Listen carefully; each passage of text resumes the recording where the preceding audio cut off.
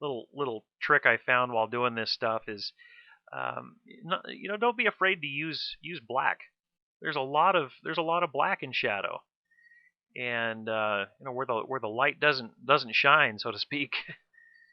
And you know, if you'll go into these little places and just add black, your highlights start to appear by default. So it's really kind of cool. Just don't be scared to throw a lot of black in there.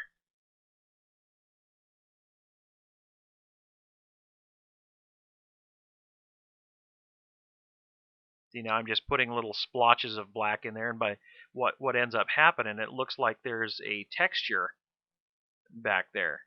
And I think that, as opposed to the foreground, which appears to be much more smooth, all these little textures in the back give it kind of a unique contrast.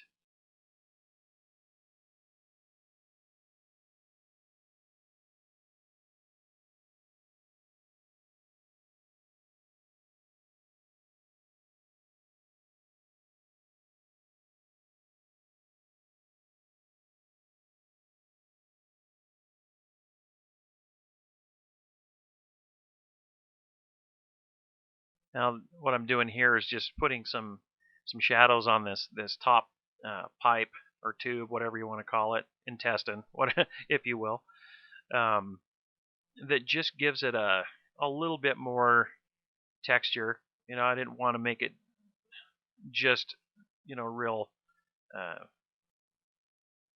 don't know, smooth surfaced. I wanted it to kind of give just a little bit more of a textured appeal, a little bit more organic.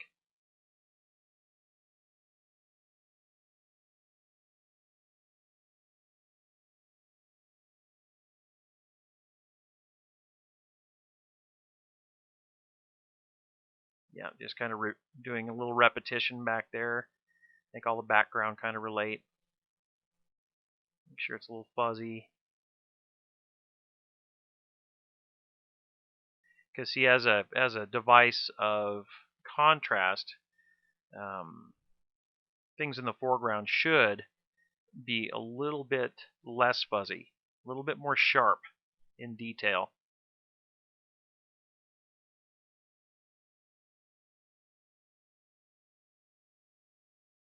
I'm just looking around and seeing, where I didn't come quite to the original sketch line. Kind of blend that together. I'll be shifting gears here and using a blur tool and a smudge tool. The things, there's some really nice tools in Photoshop. Now see what I'm doing here is I'm just taking just random little lines and just adding it, because it makes things look a little bit more organic. Again, more much. I don't know if you can tell or if you've noticed, but it looks a little bit more follicle. Again, using something from nature, the hair follicle. There's beautiful patterns and shapes.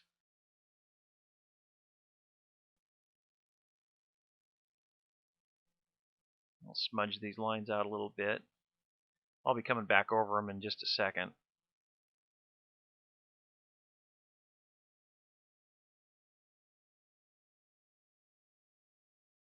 Yeah, just using the smudge tool, grabbing a little bit of dark and coming across those lighter parts to give it kind of just a follicle texture. Some of the stuff in the background, when I get it all blurred again, you probably won't see it as well as you're seeing it now. We don't want that background to be too competitive with our foreground, because it's really the foreground elements that the eye sees anyway. And so if we make it compete, obviously it's going to be not too great eye candy.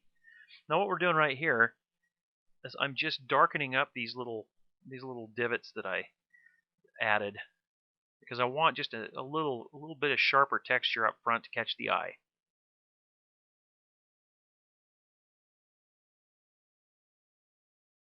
Take the blur tool after we get that done and just kind of blur those out just a touch. It makes it look like those are very deep kind of deep set little holes, almost like two pipes converging into one.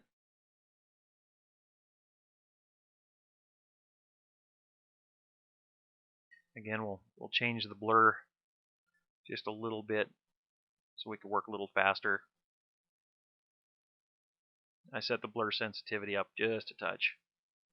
And now we're going to just go quickly around in the background and kind of soften that stuff up. Notice I'm not spending a whole lot of time. I'm really just kind of sketching again. Letting my eye do the work for me. My hand just kind of follows where my eye goes.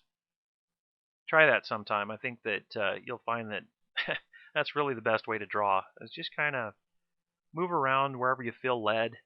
Don't get hung up on perfection or straight lines, especially straight lines. Good grief.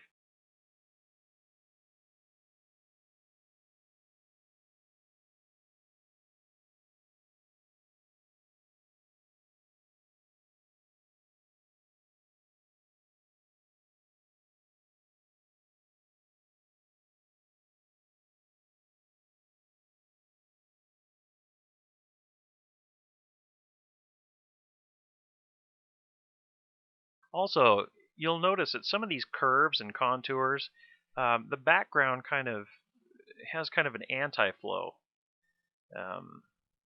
One of my all-time favorite artists put out a book called Reinventing the Tattoo. A fellow named Guy Aitchison, wonderful artist, and he's got some really great artistic ideas, and one of the chapters in his book, of course, I don't want to spoil it for everybody. Go get the book, order it from his website, hyperspacestudios.com. Incredible. He talks about flow and anti-flow, and you could see it in his work. Why that really teases the eye so well, because if you look at the foreground versus the background in this stuff, they don't compete at all. They help each other out, and if anything, they augment and enhance each other. And that really is a great depth device. You guys can use that in anything, in your paintings, in your tattooing, whatever it is.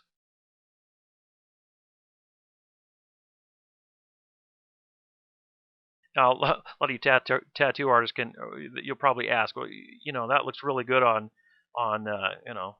digital, but you can't do that, as a tattoo. I beg to differ. I've seen it done, and you could do the same thing.